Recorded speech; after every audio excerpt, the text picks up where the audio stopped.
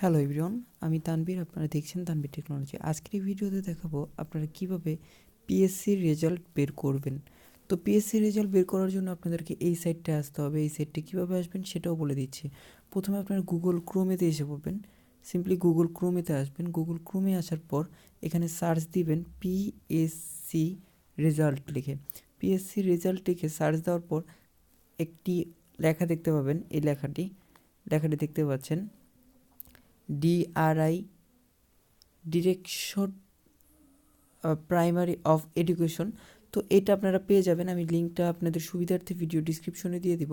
এই লিঙ্কের মধ্যে ক্লিক করে আপনাদের এই সাইটটা চলে আসবে। এই সাইটটা আসার পর দেখতে পাচ্ছেন যে পাসিং ইয়ার, তো আপনার কোন সালে পরীক্ষাটা দিয়েছে। তো পরীক্ষাটা যেহেতু 2019-এ সিলেক্ট করবেন। এরপর স্টুডেন্ট আইডিতে সিলেক্ট করে দিবেন তার রোল নাম্বারটি, অর্থাৎ আইডি যেহেতু আইডিতে দিয়ে এখানে যে সাবমিট অপশনটা আছে, সাবমিটে ক্লিক করলে তার রেজাল্ট বের হয়ে যাবে।